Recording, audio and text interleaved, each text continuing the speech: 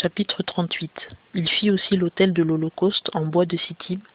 Sa longueur était de 5 coudées et sa largeur de 5 coudées. Il était carré et sa hauteur était de 3 coudées. Et il fit à ses 4 coins des cornes qui sortaient de l'autel, et il le couvrit d'airain. Il fit aussi tous les ustensiles de l'autel, les chaudrons, les pelles et les coupes, les fourchettes et les encensoirs. Il fit tous ces ustensiles en airain. Et il fit pour l'autel une grille en treillis d'airain, sous sa corniche, depuis le bas jusqu'au milieu. Et il fondit 4 anneaux aux 4 coins de la grille d'airain pour y mettre les barres. Et il fit les barres en bois de Sittim et les couvrit d'airain. Et il fit entrer les barres dans les anneaux aux côtés de l'autel pour le porter avec elles. Il le fit creux en planches. Il fit aussi la cuve en airain et sa base en airain, avec les miroirs des femmes qui servaient, qui faisaient le service à l'entrée du tabernacle d'assignation. Il fit aussi le parvis, pour le côté du sud vers le midi, les tentures du parvis en fin lin retors, sans coudées, leurs 20 colonnes et leurs 20 soubassements d'airain, les clous des colonnes et leurs tringles en argent. Et pour le côté du nord, 100 coudées de tenture, leurs 20 colonnes et leurs 20 soubassements d'airain, les clous des colonnes et leurs tringles en argent. Et pour le côté de l'occident, 50 coudées de tenture, leurs 10 colonnes et leurs 10 soubassements, les clous des colonnes et les tringles en argent. Et pour le côté de devant, vers l'orient, 50 coudées, à savoir 15 coudées de tenture d'une part, avec leurs 3 colonnes et leurs 3 soubassements, et d'autre part, d'un côté comme de l'autre de la porte du parvis, 15 coudées de tenture, leurs 3 colonnes et leurs 3 soubassements.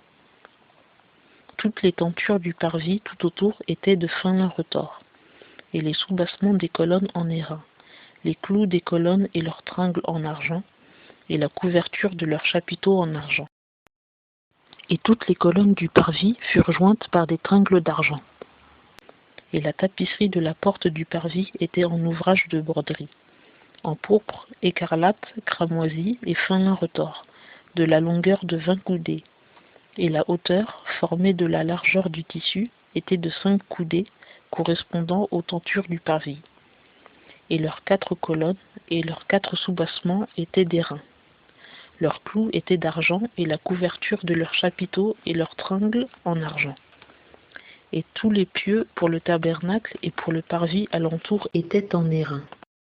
Voici les comptes de la demeure du témoignage, qui furent faits sur l'ordre de Moïse par le moyen des Lévites, sous la conduite d'Ithamar, fils d'Aaron, le sacrificateur. Betsaléel, fils d'Uri, fils de Hur, de la tribu de Juda, fit tout ce que l'Éternel avait commandé à Moïse. Et avec lui, Oholiab, fils d'Ahisamach, de la tribu de Dan, sculpteur, inventeur et brodeur en pourpre, en écarlate, en cramoisi et en fin lin.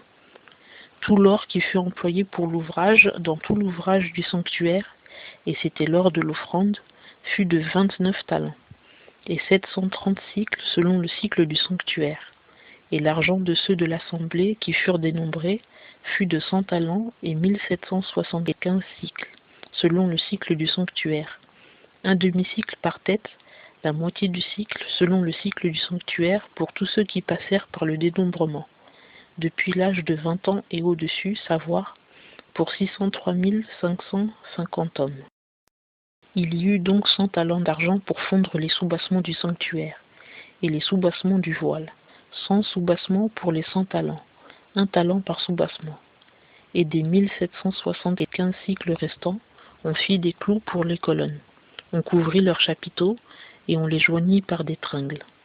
Et les reins de l'offrande fut de 70 talents, et 2400 cycles.